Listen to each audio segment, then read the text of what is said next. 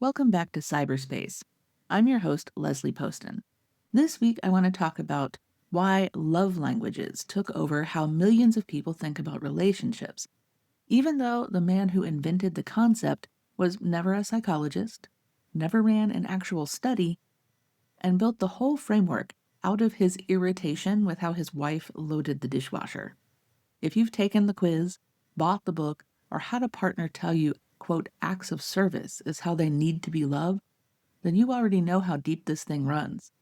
What many people don't know is where it actually came from, or what happens if you hold it up next to the relationship science that exists instead of the relationship marketing that made it famous. A man named Gary Chapman published The Five Love Languages in 1992. Since then, it's sold more than 20 million copies, been translated into dozens of languages, and has turned into a cottage industry of quizzes, workbooks, and spin off editions for kids, singles, and even coworkers. Chapman writes as Dr. Chapman, and for decades, many readers assumed that meant he had a degree in clinical psychology, or psychological research, or perhaps was a marriage and family therapist. That's not what it means. He does have a doctorate in adult education, but his actual job, for most of his adult life, has been as a pastor at a Baptist church in Winston-Salem, North Carolina, where he counseled couples informally as part of a ministry. That distinction matters. A therapist or a researcher builds their framework by testing it against outcomes, comparing it to other models, and submitting it to peers who get to poke holes in it. A pastor builds a framework by noticing patterns in the couples who walk into his office and writing down what he thinks he's seeing. Chapman has said as much himself. He describes hearing the same complaints over and over in his counseling sessions. One partner insisting they show love all the time, and the other insisting they don't feel loved at all. From that pattern, he sorted the ways people express affection into 5 buckets: words of affirmation, quality time, gifts, acts of service, and physical touch. Then he built an entire theory of romantic communication on top of that, with no data collection, no control group, and no attempt to check whether the 5 categories actually predicted anything. The origin story he tells about his own marriage is the clearest window into how this worked. Chapman has described being deeply bothered by small habits of his wife's, like how she loaded their dishwasher or that she left cabinet doors open. He was reportedly near his breaking point over it until he had what he describes as a moment of spiritual insight, after which he decided to stop nagging her and simply accept how she kept the kitchen. He tells this story as the origin of, quote, acts of service, recast as a personal breakthrough in generosity. Read differently, it's a story about a man who found his wife's autonomy in her own kitchen irritating enough to write a book about, and who needed a religious framework to talk himself out of controlling it. None of this makes Chapman some kind of cartoon villain. He clearly believed he was helping people, and for some couples, sitting down and naming what makes them feel cared for probably did open up a useful conversation. But belief and good intentions aren't the same thing as evidence. And the fact that this framework has been treated as established psychology for 3 decades, cited in therapy sessions and relationship columns and workplace training programs, isn't something Chapman ever earned through research. It's something the publishing industry and word of mouth did for him. It's also worth noticing how far the brand traveled past the original book. Chapman turned the same 5 categories into editions for children, for single people, for the workplace, and there's even a military edition. The workplace version came about because a co-author with an actual psychology background approached him with statistics on employee disengagement and pushed him to test the concept in real businesses before publishing. And that's kind of a telling detail. It suggests that even people working alongside Chapman recognized the original framework needed something closer to actual research behind it, and that testing was the exception here, added later by someone else, rather than the default from the start. Because the book became an enormous hit, actual relationship researchers eventually did go back and test it. The results of their tests were not kind to Chapman's core claims. though the record is a little messier than a clean debunked headline might suggest, so let's dig into that messiness. Chapman's theory rests on three specific assumptions: that every person has one primary love language, that there are exactly 5 primary love languages, and that couples who, quote, speak the same language report better relationships. Psychological researchers focusing on relationships have tested all three. On the idea of a single dominant, quote, love language, the evidence doesn't hold up well. Surveyed couples tend to say all 5 categories matter to them, and which one feels most important actually shifts across time depending on context, rather than being fixed as a single stable trait. On the matching hypothesis, the piece Chapman's whole self-help premise depends on, the picture's even worse. Multiple studies looking at whether couples with the same primary, quote, love language report higher satisfaction have failed to find a meaningful effect. One review that pulled together the existing evidence found that expressing love in any of the 5 ways was linked to higher relationship satisfaction, regardless of whether it matched what a partner said they preferred. In other words, the speak their specific language or it doesn't count logic that sells the whole system doesn't seem to be how satisfaction in relationships actually works at all. People mostly just want to feel appreciated and heard through more or less any channel. To be fair to the other side of this, not every study is a wipeout. Some earlier work found that the 5 categories do hold together statistically as distinct ways people describe affection, meaning Chapman wasn't making up those categories from nothing. And at least one more recent study found some support for the framework while still describing the overall research base as mixed at best. So let's talk about that nuance, because a critique that pretends the science is unanimous is easy to poke holes in, and this doesn't need help.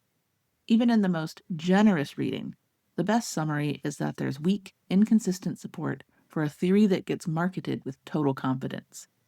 That gap between how certain the packaging sounds and how uncertain the underlying research actually is happens to be the exact pattern that makes self-help concepts spread.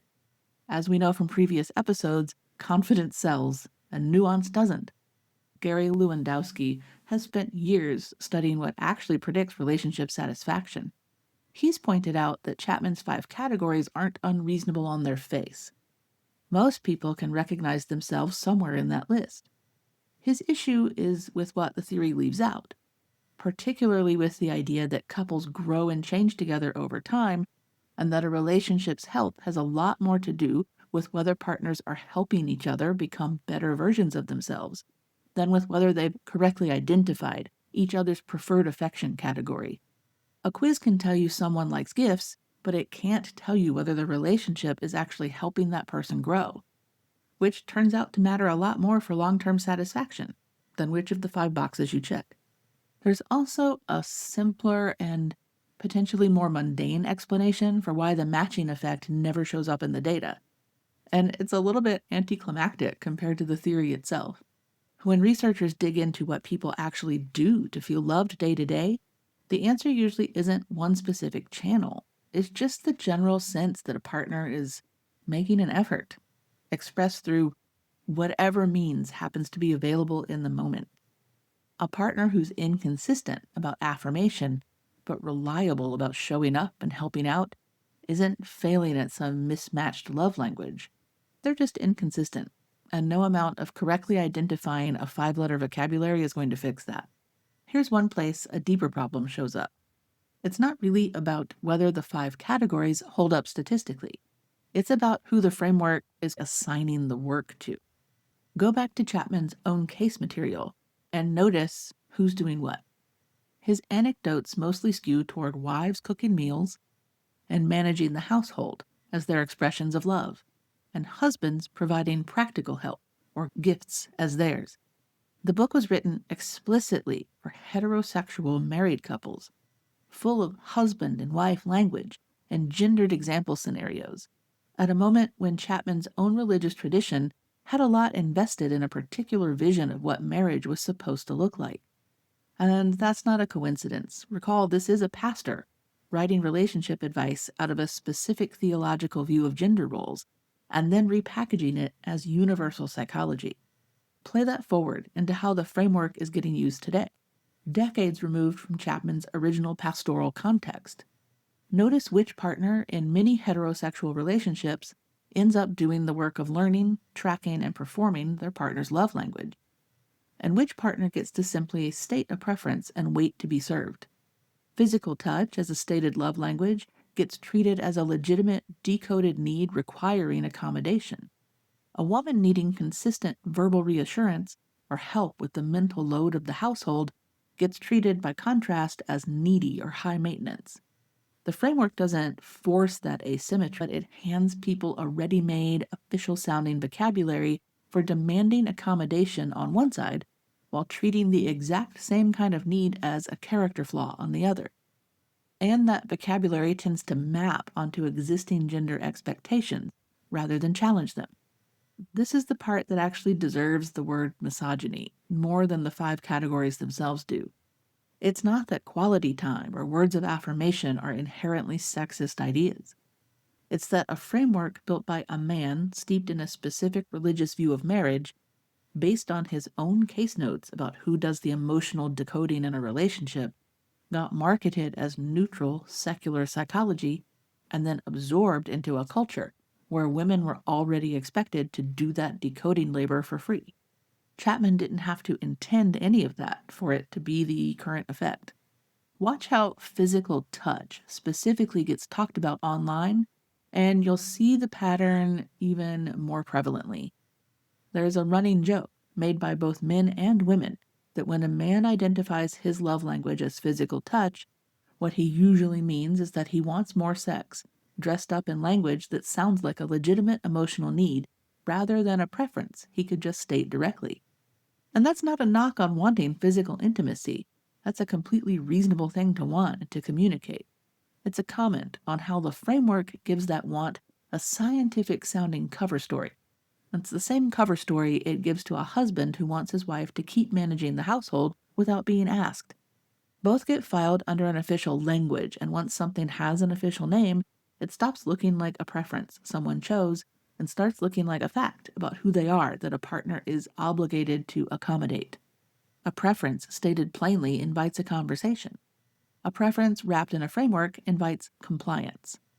And because the framework happened to come from a mid-century evangelical vision of marriage, the compliance it tends to ask for lines up neatly with older assumptions about which partner's needs are automatic and which partner's needs require decoding, learning, and performance. This next layer is less about where the framework came from and more about how it functions once someone decides to use it badly. Any simplified relationship framework can be turned into a shield instead of a tool, and love languages are unusually well suited to this. Once a person has declared a fixed official language, it becomes a ready-made excuse to stop paying attention to their partner's actual specific requests. Quote, "That's not my love language," can dismiss a real complaint without ever engaging with it. It reframes, "You don't do the things I've asked you to," into, "Oh, we're just built differently," which sounds like compatibility trivia instead of what it actually is, which is one partner refusing to change their behavior. Therapists who work with people navigating, controlling, or manipulative relationships have described this exact pattern with all kinds of pop psychology labels, not just this one. A simplified, authoritative-sounding framework giving a person cover to say, "This is just who I am, I don't have to change," instead of, "I don't want to meet this need." And the partner on the receiving end has to argue against an entire self-help industry instead of just being heard. I don't think Chapman set out to hand people a manipulation script. But we should separate 2 different critiques here, because they call for different kinds of evidence. One is that the theory lacks scientific support, which the research clearly backs up. The other is that the theory gets used defensively in bad relationships, which is an explicit pattern rather than something baked into the 5 categories themselves. Both things can be true at once, and I'd rather we hold them separately than collapse them into one bigger, blunter claim than the evidence supports. What makes love languages especially good raw material for this kind of shield compared to other pop psychology labels is how specific and testable it sounds, while actually being neither. Something like an attachment style at least comes from decades of developmental research, even if it gets misused. A love language comes from one man's counseling notes, but it's packaged with the same confident, quiz tested bestseller certainty. That confidence is what makes it usable as a shield in the first place. Remember from our episode, being confidently wrong. A partner who says, I just process love differently, it's not you, sounds like they're describing a stable, well documented personality trait. But they're actually just repeating marketing copy back at someone who's asked them to change a harmful behavior.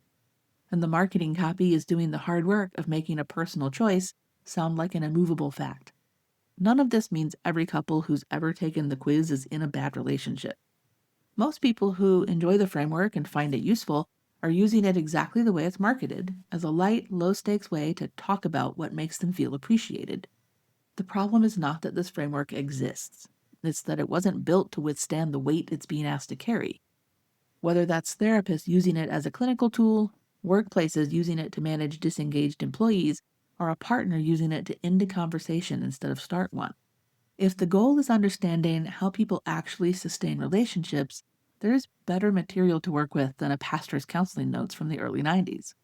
Researchers who reviewed the love language literature a couple years ago proposed a different way to think about affection entirely. Instead of picturing love as a single language you need your partner fluent in, picture it more like a balanced diet. You need a mix of different kinds of nourishment, not one nutrient delivered perfectly. Some weeks you're going to need more verbal reassurance. Some weeks you need someone to just show up and do the dishes without being asked.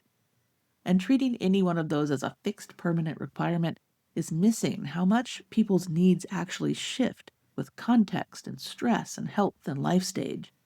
There's also decades of research on relationship maintenance behaviors, those small, ordinary things couples do to keep a relationship functioning. Things like offering reassurance, staying positive during a conflict, being willing to talk openly, or sharing the responsibility for chores. Researchers who study this describe it as ongoing, effortful, and shared, the opposite of a framework that gets settled once during a quiz and then applied forever after. None of it requires sorting yourself into a category, it just requires paying attention to a specific person in a specific relationship at a specific moment. And that's a much less marketable idea than a quiz with 5 tidy results.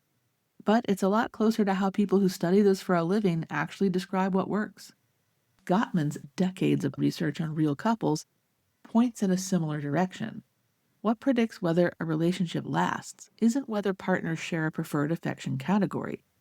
It's smaller, more repeated behaviors, like how couples handle conflict, whether they turn toward each other's small bids for attention and affection instead of ignoring them, and whether contempt has crept into how they talk to each other. And none of that fits on a 5-item quiz, which is probably part of why that never became a bestseller.